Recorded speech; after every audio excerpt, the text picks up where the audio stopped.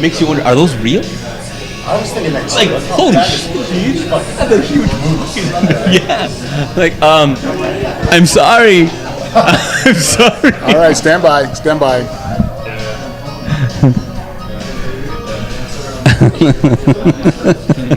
Like, please.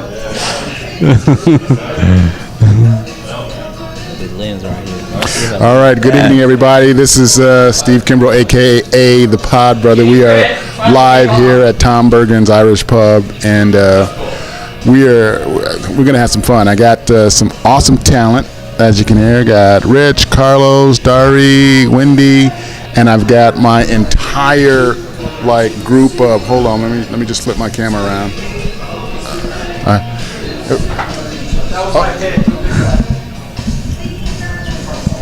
I got some cable issues. I got cable issues. Hold up. All right. Say good hi to the fantasy football people. Hey, fantasy football people, say hi to the PodBrother Nation. All right, these guys are they're picking their players. And this is like a for real, no joke fantasy league. These guys, they got some serious competition going on over here. So anyway, what's in store for today? Let me flip this around. So what's going to happen is. Okay. Yeah. What's going to happen is I've invited some talent to come down and have a little bit of some chat with, and I got Rich here. I'm going to hand him the microphone so you guys can hear him. Hey, what's up? What's up, Rich? What's happening? What's going on? Thanks for having me. You know, it's my pleasure. Thanks for coming by. It's been a couple years? No, at least a year. I think it was about a year. Year and a half, about something like that. Festival time last year. So tell me what you've been up to these days, man. I've been working hard on producing my first video single, debut single for my country music career. I produced it, I acted in it, and I sang the song. So shot it in March and been working on getting it edited and ready to go, ready to be now you do released. You do country western, right? Yeah, classic country. Classic, kind of old school. Yeah, old school. And you come up with all your lyrics. Is anybody helping you write some of your stuff? I've got a partner who actually directed the video and edited the video. I've doing a couple of his songs. I'd say I do about 70% of my own writing and 30% covers or songs that I've come across that have not been released that I make my own. Mm-hmm. And do you have any live shows that you're doing? Because you have I know you do some street performing and I saw you at the coffee shop at the Republic Pie. Republic of Pie. You killed it there, man. You had a great show. Had a nice little residency there. I'm probably gonna get back in there, and I'm still working on forming a full band. So when I get that all ready to go, then I'll hit some of the bigger clubs again. It just got loud in here. That's the fantasy football beats. So now you have your live. You're gonna go live on your phone. Like this is the first time you're ever going live, right? Yeah. Hey, what's up? I see a couple people I know. It's my first time getting live on Instagram. So thanks for joining me. Sorry about the noise if you can't hear me very well. Like I told AG, I don't get anyone that I'm. Tilt your camera down a little bit. I don't either. Yeah. Say what's up. No, keep it on you. Okay. Too much headspace. Tilt it down a little bit. I see what you're saying. Okay, there we go. All right. So now you're live on Instagram right now. I am. What's up, Instagram? And you're live on PodBrother Nation at the same time. Yeah, that's pretty cool, man. This is how we get down. So tell me this. And by the way, if any of your fans have any questions, let us know. All right. Because you can see what's on your screen. I got it. We can see what's on your screen, but they're actually talking to you, even though we're in the background. Right. What's up, Caroline? I can see you. Caroline, what's up? So now, ultimately, what you you want to go on tour with your music, or do you want to do more acting, writing, directing? Honestly, the goal, the dream is to tour the world with music and then come back and do films on my time off. So that's where I'm at right now. Okay, that's cool. So, where have you started? Like, you're talking to agents, managers? Yeah, I mean, I have acting representation, and once the plan is to blast it on YouTube. Once the video's done, put it on YouTube, and then send it out to everybody I know, and get that thing to get 10 to 100 million views. How many videos do you have on your YouTube channel? This will be my first. I'm going to go for quality over quantity for sure. Oh, well, you should probably have a few videos on there just so people have other things to watch. Well, right, definitely. I've got a couple live performances on there right now, actually. Okay. That are just me and a guitar, so. All right. Well, cool, man. And your acting, anything you've done lately that's... No, but I haven't got anything directly on the books coming up, but my first film did just come out on iTunes. It's called Good Morning Lucille. It's a dark comedy murder mystery. And go buy it on iTunes. Check it out. It's also available on Amazon too. I think I got some memos when you were actually shooting it. Because didn't you send out a couple of tweets or some Instagrams? Yeah. There's definitely a little bit of Instagram going on there, and Facebook, all that stuff, all the social media. Sweet. All right, well, I'm going to move it over to Carlos. We're going to come back to you. Say what's up to Carlos. Hey. What's up, guys? Hold on one second here. You can hang on your Instagram and continue to rap to your people. And I'm going to switch microphones. Hold on. Yo.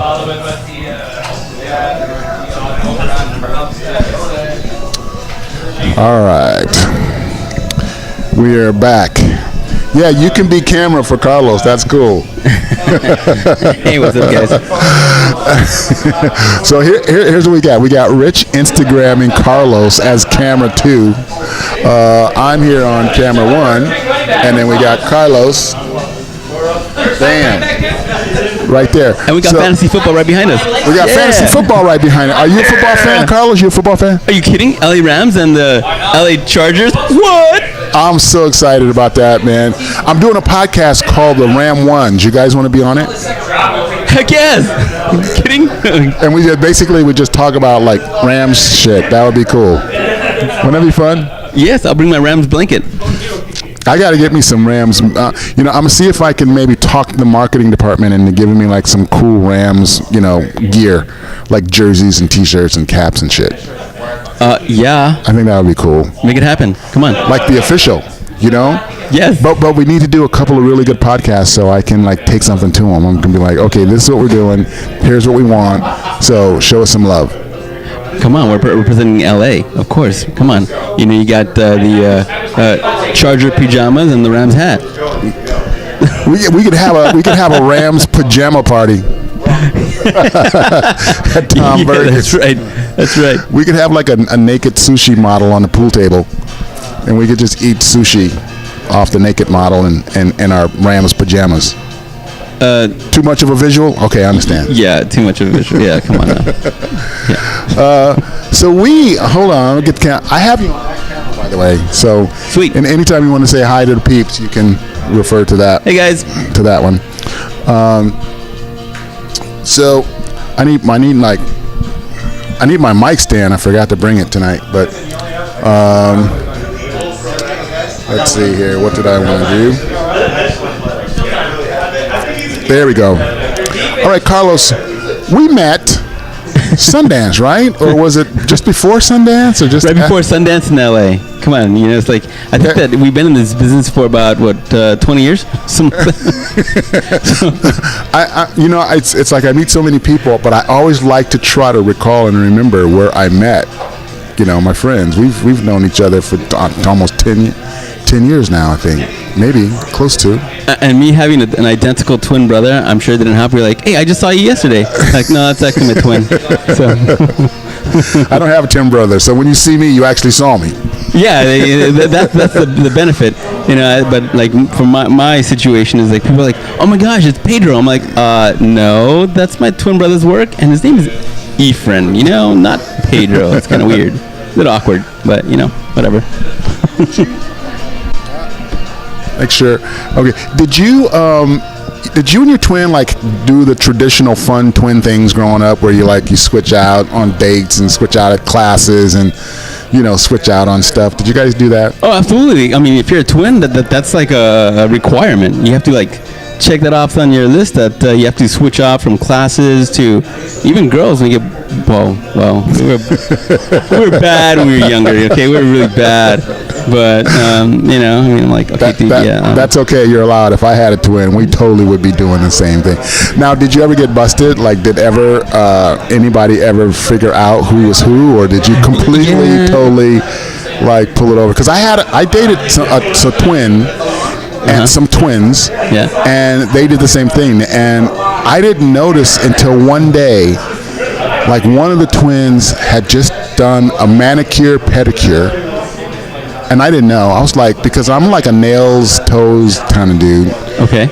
And then the next time I saw her nails were busted up. Well. And then I saw her again the next time, and it was back to the pretty nails again. And I was like, how'd she do that? Well, then it dawned on me. I'm like, I might be dealing with some twins that doing the switch up. There's some pros and cons on that. The pros are like, hey, you got both, right? Well, the thing is, I didn't give up that I knew until I was well into it. And then they finally figured out that I had probably had a hunch, but by then, I had carnal knowledge. Yeah, so on the bucket joke's list, right? on you, Check. Twinny. So now you're doing some writing. You're doing some writing and some directing. You got me on your Instagram, Rich? Oh, hold up. Let me switch back. Okay, there I am. What's up, Rich's Instagram peoples?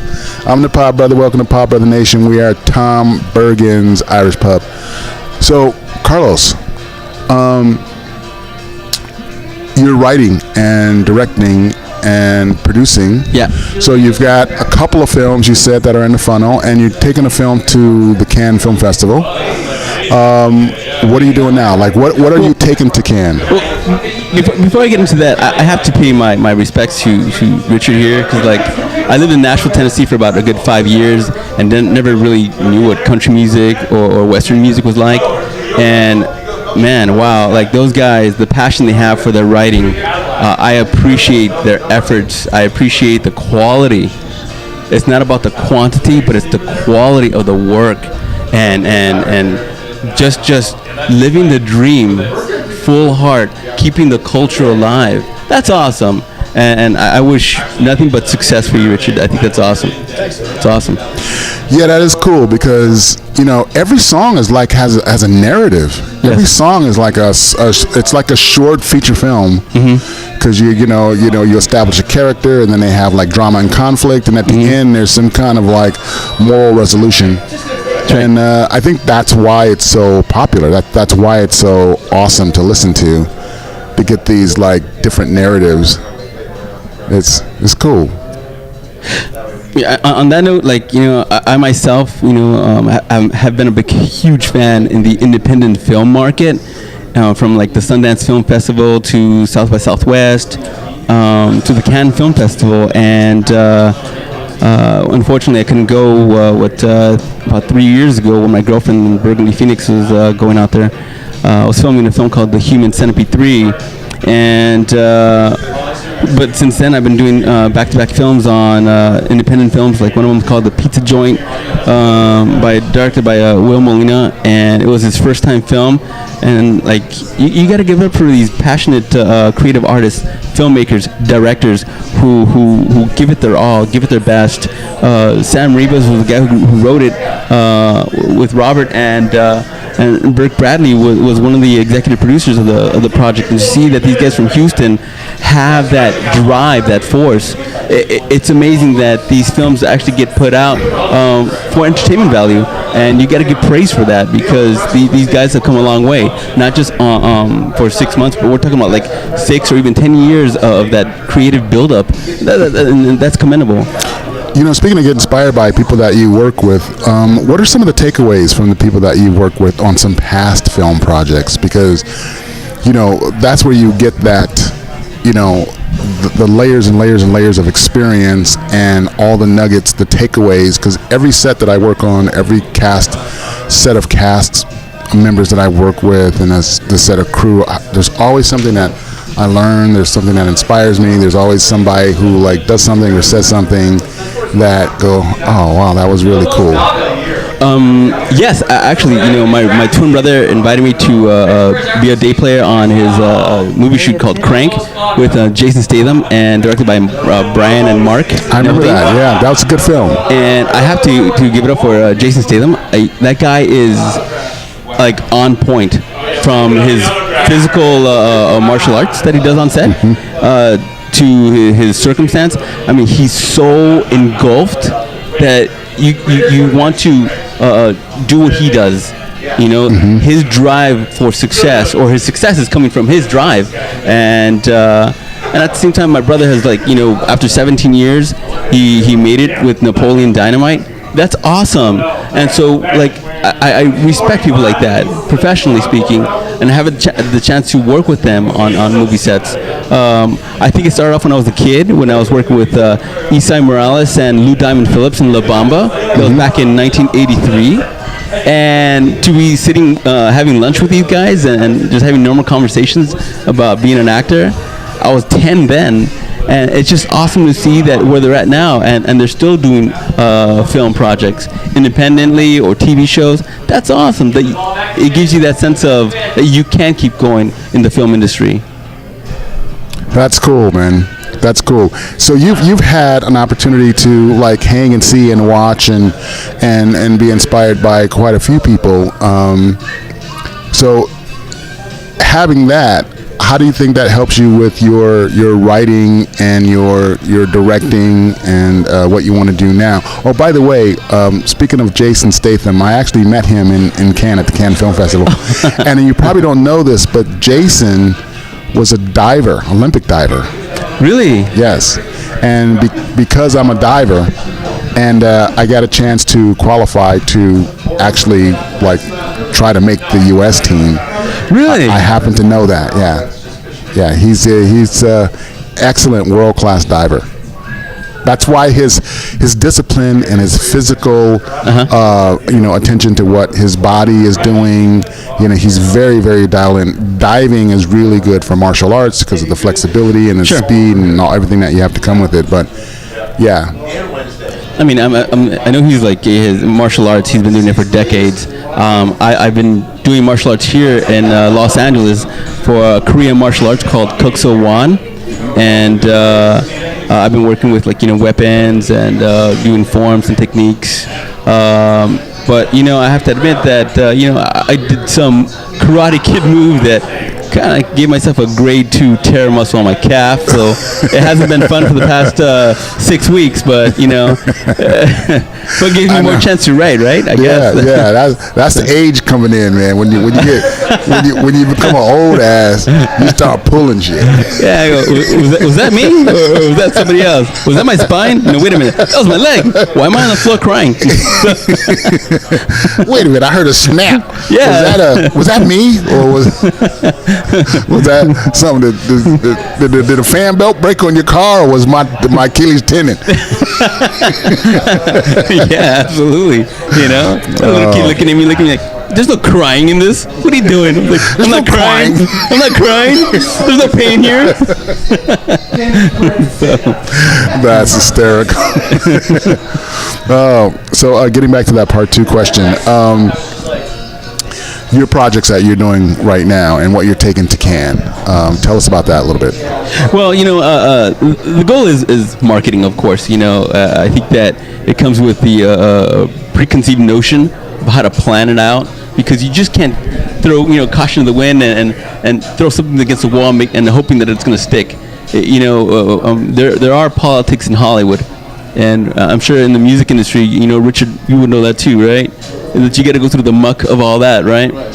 And but with Sundance being around the corner, the AFM around the corner in November. We don't want to rush things, and we're right at the last stages of editing, because you got to think about getting the composer, the right music, ensure that the color correction is done. I mean, the stage 3, which is the final editing of a film, takes so much time. So when James Cameron said it took me 10 years to do this film, I said, but of course it did, absolutely. But look at the results.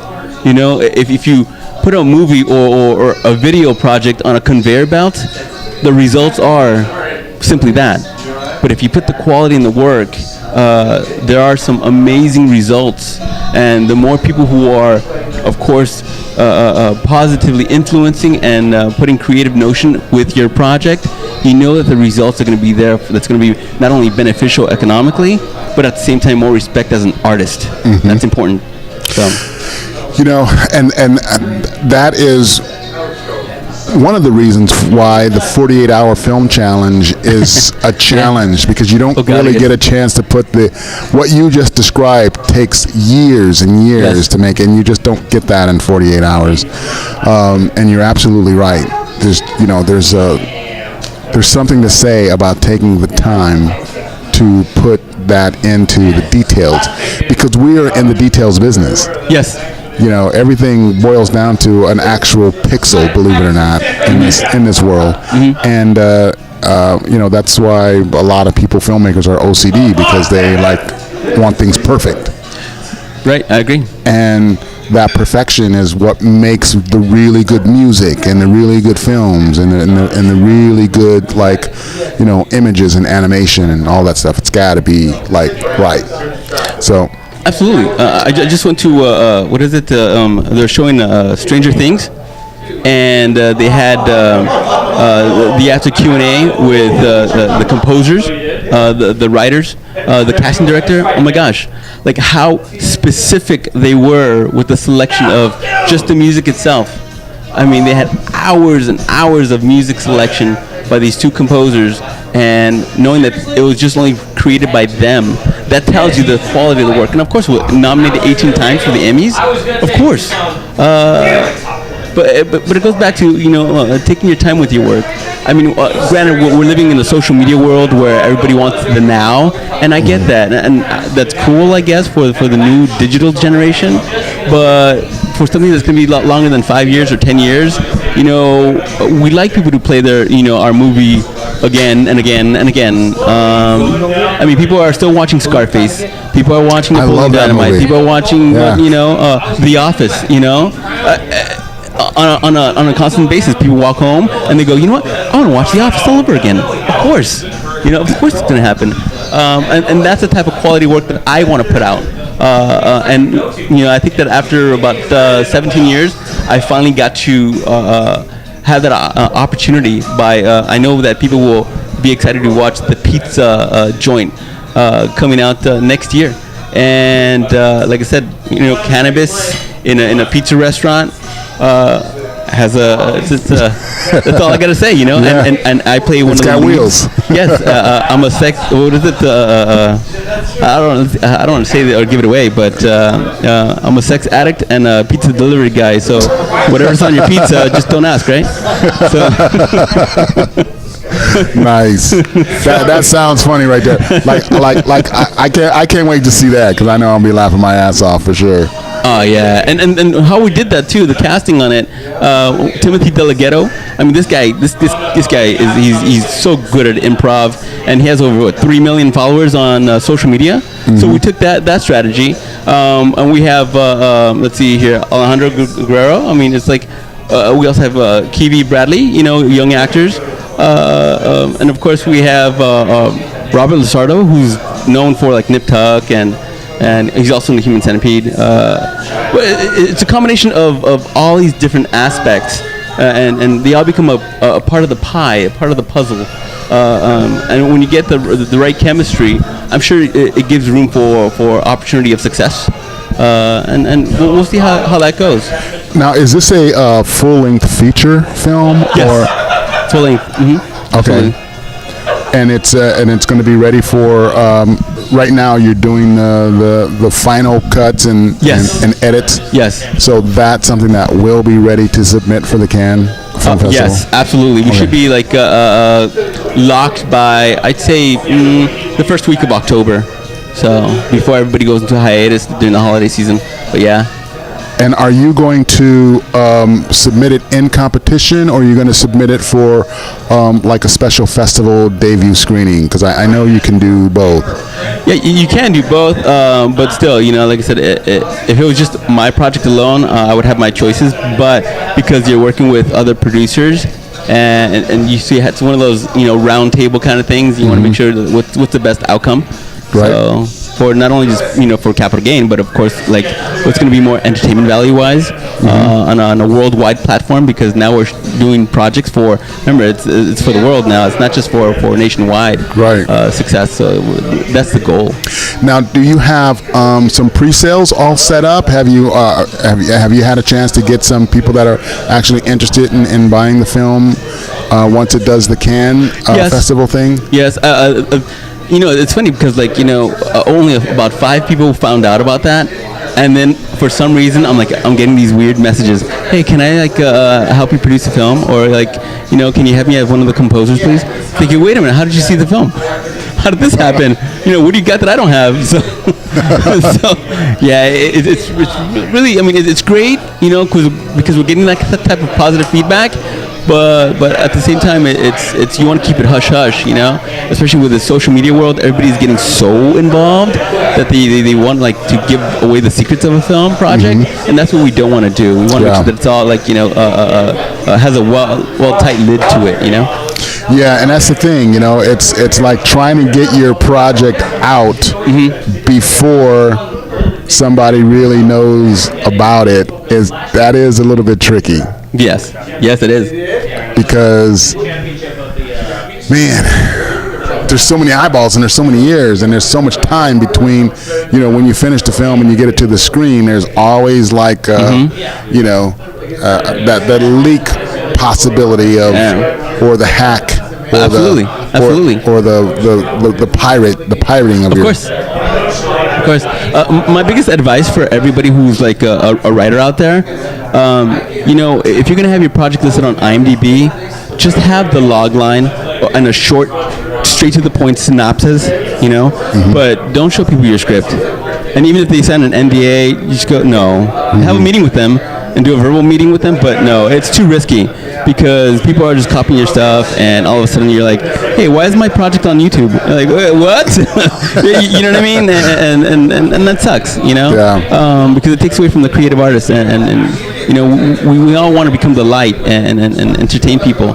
I think that's important, and so just my advice is just don't show everybody your gifts and your talents, And that's what's hard about doing stand-up too. You try to go and do open mic, and work out some new stuff for your actual show.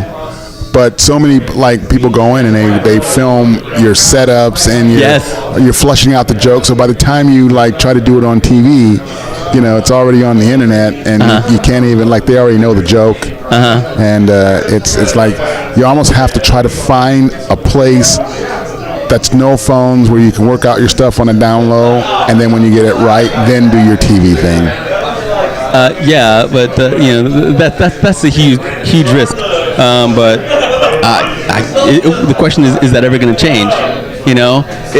Will the president stop using Twitter? Will that ever change? I don't know. I think it's just going to be an evolution. How it changes, I don't know. But I think we're always going to have some kind of a social media thing. That is because now the generation is people have grown up with cell phones and social media, so they don't know the previous. Right. So from birth you have it. You're always going to have it. And you're always going to make sure that it's available. It's just going to evolve one way, shape, or another. How do you feel about the political climate that's happening right now? It's always a risk because as an entertainer, they always say that you should be outspoken or take a stand somewhere. But I mean, I'm sure that even the devil himself has a point of view, and you try to find reason behind it. And it's something that maybe someone will never understand clearly. Like for example, with the actions of what the current POTUS is doing, and all you can do is just hope for the best. And luckily, it's it's only for 4 years. You know what I mean? And here in a democracy, we have the option of speaking up. And I mean, I don't want to say the word impeach, but if that comes and if that happens, what happens? But the thing is, it's like we're America. We are the United States. We should be proud. And from coast to coast, that's how it works. But that's just my opinion. And I really think that we should just keep the dialogue going. At least that. Yes. At least as long as we're talking. Yeah. And we're putting the issues on the table. Sometimes what you think is one thing, but when you actually say it, it makes you think about what you thought differently. Yeah. And then if you actually do it, it makes you think about what you said differently. Yeah. So, from thinking to talking to action, I think we just need to continue that, and America will evolve as it does. Yes, and it will be what it will be. Absolutely. But if we all are talking, and if we all are taking action, and if we all are participating, yes, then something will happen. If we do nothing, absolutely nothing will happen. Love conquers all. And love conquers all. So I want to kick it with you more, man. We should do a one-on-one, you and I. I agree because we still got to talk about like my next project called Mail Order. Let's talk about that real quick. Let's talk about your mail order. Is that you play another sexaholic in that? You deliver the mail? No, I'll just put it this way. I'll give you the log line. It's basically a guy. His father passes away, and he's a struggling guy from the city, LA, right? He works at Lyft or Uber, whatever. And after his father's passing, he leaves him his inheritance. And before he gets the inheritance, the lawyer tells him, "Yeah, you have to go get your half brother." And he's like, "Half brother? What do you mean?" And he says, "Well, your father, you guys did have a maid." What? And so he gets the clue that he has to go get his half brother from Mexico because for some reason she was deported, and he has to get him hitched within a matter of time. That's all I'm going to say about that current project. So that sounds like a lot of fun, man. I want to see that one too. We'll talk about that, and later on we'll talk about the vortex and caregivers and day labor. So where can we find you on the web? Go run us down all your social media. Let's see here on Twitter, Facebook, Instagram. My website, you'll find it as C as in Carlos, Ramsey, that's Ramzey, Ramirez. On Instagram, Twitter, Facebook, website. I'm pretty easy to find, and if you don't find me, it's obviously my twin brother. Simple as that. Simple as that. Find one, you find the other, right? You find the other, you find the one. Absolutely. Okay, but you'll usually find me in the images with my beautiful girlfriend, Bergin, Phoenix. So, yeah. And she's very, very sweet. I've had a chance to run into her thousands of times, and she's adorable. You got lucky there. I know. We're like almost 8 years. So, I'm really lucky. 8 years in Hollywood, that's like 80 years, right? Yeah, that's seriously. Cool. Thank you for coming and stopping by the PodBrother Nation. And you can stick around if you want, hang out. I'm going to have you hand the microphone back over to Rich and the headphones. Awesome. Any last thing you want to do, a last little shout out before we switch to headphones? From many decades ago, all I got to say is keep hope alive. That's all I got to say. And you just said it. I appreciate you, brother. Likewise. Thank you and for tell having Phoenix I says hi. She has to come on too. I will. I'll bring her next time, okay? Sweet. Right. Peace. All right. Back to you, Rich.